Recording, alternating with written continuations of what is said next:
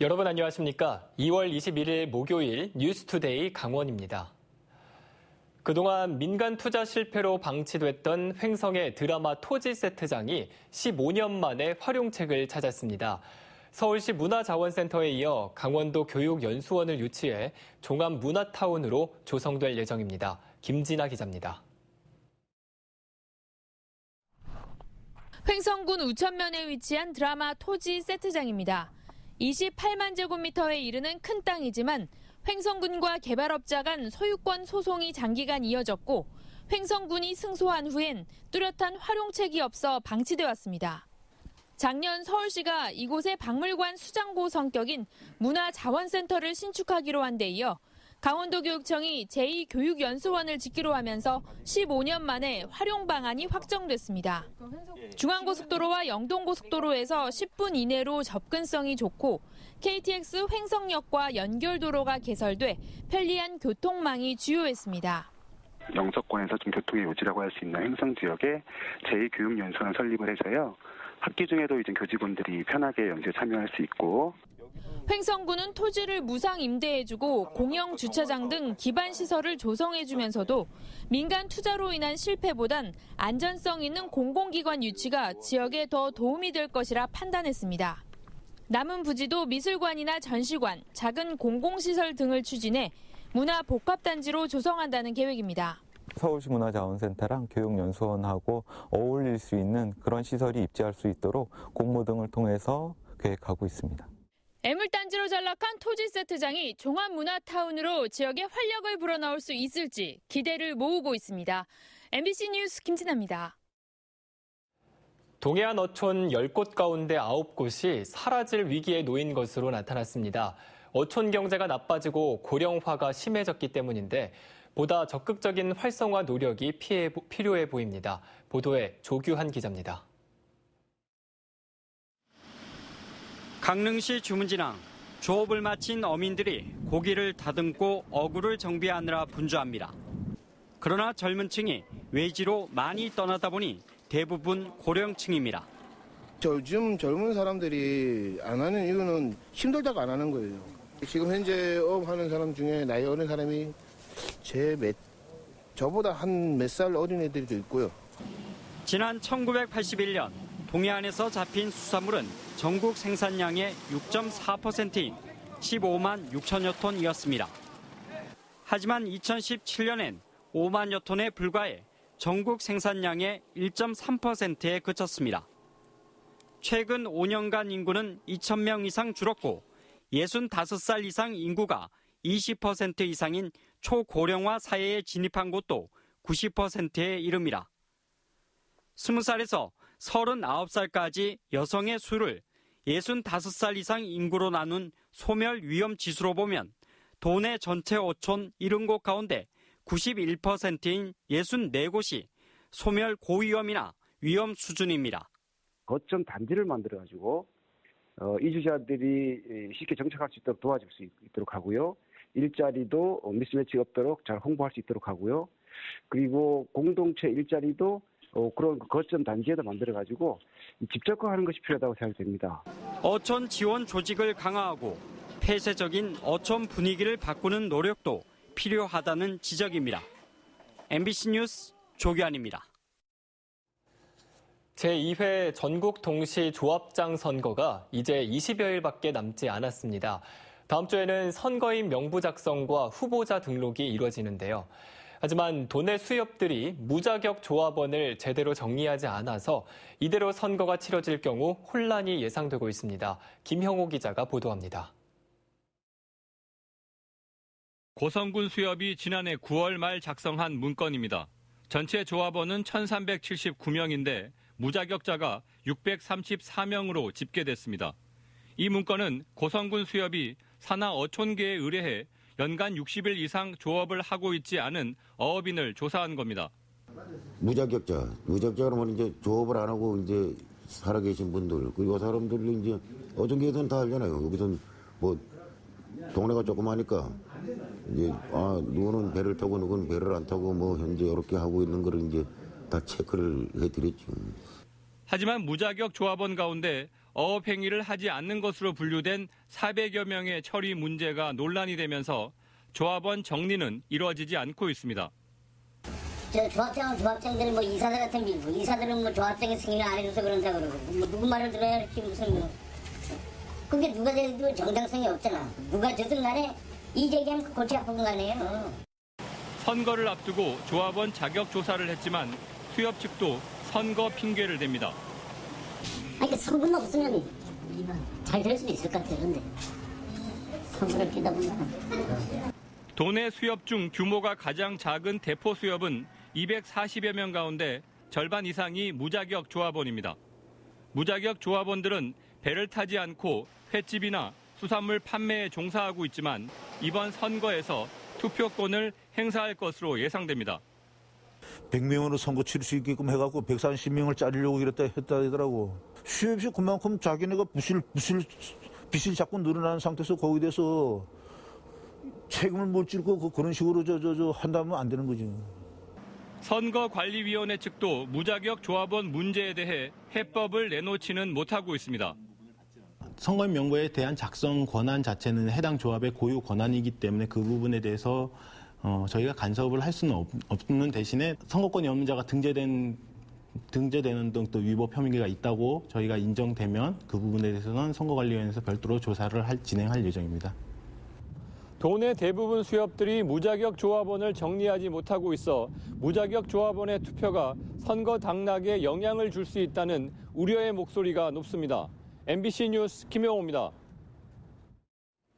폐광 지역의 공공청사들이 지은 지 오래돼 비좁은 데다 건물 안전에도 문제가 많다는 지적을 받아왔습니다.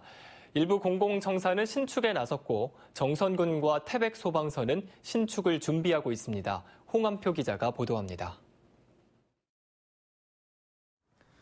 지은 지 45년이 넘은 정선군 청사는 지난 2011년 안전등급이 D등급을 받을 정도로 낡아 새로 건립할 계획입니다. 신축에는 500억 원 정도 드는데 이미 250억 원을 확보했습니다.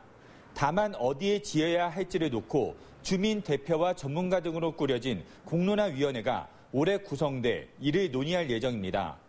공론화위원회가 구성이 되면 주민들의 그 의견을 충분히 들어서 올해 안에 그 청사 위치라든가 아니면 그 청사 그 건립 방향에 대해서 논의를 할 그런 예정으로 있습니다. 옛 주민지원센터에 자리 잡은 태백시 농업기술센터는 공간이 너무 좁아 내년까지 100억 원 정도를 들여 황현동 일대로 이전에 건립할 계획입니다. 농기계 임대사업소와 농산물 가공센터 등도 함께 조성합니다. 건물도 좀 노후화됐습니다. 그래서 이전이 불가피하고 농민들의 소득 향상이라든지 농업 경쟁력 제고를 위해서 반드시 필요하다고 생각합니다. 태백시 도심에 위치한 태백 소방서도 지은 지 30년이 넘었고 비좁아 2021년부터 신축을 추진하고 있습니다. 한때 부지 이전이 거론되기도 했지만 현 부지에 건립할 계획입니다. 2011년 안전등급 D등급을 받았던 정선경찰서 신축청사는 올해 연말까지 완공할 계획입니다.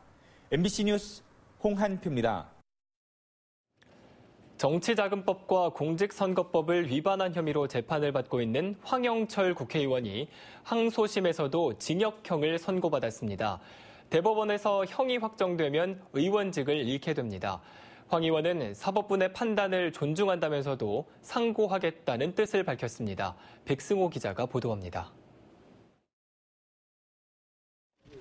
황영철 국회의원은 항소심 재판에서 징역 2년에 집행유예 3년, 벌금 500만 원과 2억 3천여만 원의 추징을 선고받았습니다. 황 의원은 보좌진들의 월급 일부를 비자금 통장으로 입금받아 이 돈을 자신의 정치활동에 쓴 혐의로 기소됐습니다. 8년 동안 홍천과 횡성 지역구 사무실 운영비와 개인 경조사비 등으로 보좌진들의 월급 2억 3천여만 원을 쓴 혐의입니다. 또 선거구민과 단체 등의 금품을 기부해 공직선거법을 위반한 혐의로도 기소됐습니다. 황 의원은 보좌진들이 알아서 한 일이라고 주장했지만 1심과 2심 재판부 모두 받아들이지 않았습니다. 서울고등법원 춘천 제1형사부는 황 의원에 대해 보좌진들에게 허위 진술을 요구하고 책임을 떠넘기는 등 반성하는 모습을 보이지 않는다고 밝혔습니다. 하지만 검찰이 일부 정치자금의 사용 내용을 증명하지 못했다며 1심보다 형량이 6개월 줄어든 징역 2년을 선고했습니다. 황영철 의원은 억울하지만 사법부의 판단을 존중하겠다고 밝혔습니다. 하지만 대법원에는 상고할 계획입니다. 지역구 관리라든지 이런 점에 쓰였고 또 제가 사적으로 그것을 유용하지 않았다는 측면으로 해석될 수 있어서 일부는 제 입장이 어느 정도는 소명됐다고 봅니다. 이번 판결이 대법원에서 확정되면 황영철 국회의원은 의원직을 잃게 됩니다. 또 앞으로 10년간 선거에 출마할 수 없게 됩니다. MBC 뉴스 백수호입니다. 1919년 3월부터 5월까지 강원도 내에서는 모두 80건의 만세운동이 있었던 것으로 나타났습니다. 국사편찬위원회가 공개한 3.1운동 데이터베이스에 따르면 강원도에선 3월 9일 철원군 철원면에서 500여 명이 모여 만세운동을 벌인 이후 5월 9일 양양군 양양면 만세운동까지 모두 80차례의 만세운동이 진행됐습니다. 만세운동과 함께 독립선언서와 태극기, 각종 유인물 배포와 부착, 만세운동 계획과 방화 등 2달여 동안 120여 건의 항일운동이 진행됐습니다. 춘천시가 3.1운동 100주년을 맞아 모든 가정과 직장에서 태극기를 달아줄 것을 당부했습니다. 춘천시는 올해 3.1절 100주년을 기념해 기존 태극기 개양 원칙을 벗어나 내일부터 일주일 동안 태극기를 개양할 수 있다며 선열들의 나라 사랑 정신을 기리기 위해 태극기 달기 운동 홍보에 나섰습니다. 춘천시는 지역 택시 1,500대와 공무원 차량 500대 등 모두 2,000대의 차량에도 태극기를 배포했습니다. 강원도는 최근 남북관계 개선과 지방분권 확대 추세에 맞춰 강원 평화특별자치도 설치를 민선 7기 도정 우선 과제로 선정하고 이를 실현하기 위해 다양한 도민 공론화 활동을 펼치기로 했습니다. 강원 평화특별자치도의 설치는 도민의 관심과 지지가 필수인 만큼 2019년도에는 도와 시군, 민간단체와 협력체제를 구축하고 온 오프라인 홍보도 강화할 계획입니다. 특히 도민과 국민적인 공감대 형성을 위해 장기적인 시각을 가지고 중앙정부와 국민을 상대로 특별자치도 설치의 당위성과 효과성 등을 지속적으로 알려나갈 방침입니다. 강원도교육청이 새 학기를 앞두고 일선 학교의 환경위생 점검을 실시합니다. 도교육청은 일선 학교의 환경위생 관련 주요 점검 항목이 담긴 공문을 발송하고 겨울방학 동안 쌓인 교실 안 먼지 제거와 유리창과 냉난방기 필터 교체 청소 등을 권고했습니다. 또 지난해 유치원과 초중학교에 설치한 공기청정기와 라돈 저감시설의 정상 작동 여부도 점검할 계획입니다. 이외에도 오랫동안 사용하지 않는 정수기를 점검하고 지하수 수질 검사도 실시할 예정입니다. 춘천시가 시내버스 70세대에 무선 인터넷을 무료로 이용할 수 있는 와이파이를 설치하고 시범 운영을 시작했습니다. 춘천시는 버스 공공 무선 인터넷 구축 계획에 따라 버스 안에 와이파이 기기를 최근 설치했다며 가입된 통신사와 관계없이 무선 인터넷을 무료로 이용할 수 있다고 밝혔습니다. 춘천시는 올 하반기에 10세대의 와이파이 기기를 추가로 설치할 계획입니다. 설치가 완료되면 전체 시내버스 121대 가운데 86대에서 무선 인터넷이 이용이 가능합니다. 오늘 강원도 지역은 대체로 맑겠습니다. 오늘 낮 최고 기온은 영동 지역이 9도에서 10도, 영서 지역은 6도에서 10도, 강원 산지는 5도에서 6도 분포로 어제보다 1도에서 6도가량 높겠습니다. 한편 강원 내륙 지역에는 안개가 끼겠으며 대기가 건조해 각종 화재 예방에 각별한 주의가 필요합니다. 그럼 자세한 오늘의 날씨와 행사를 안내해드립니다.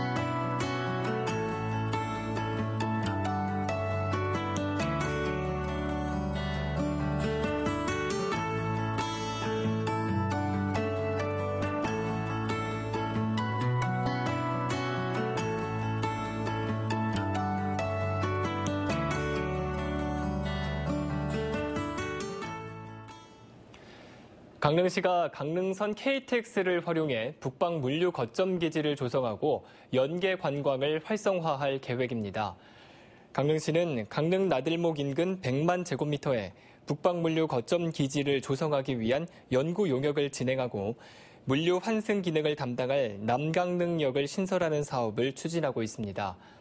이와 함께 강릉역을 이용하는 관광객들의 불편을 해소하기 위한 시내버스 노선 개편을 비롯해 강릉 택시 투어 패키지와 외국인 관광 택시제 등 강릉선 KTX와 연계한 관광 사업을 추진할 계획입니다.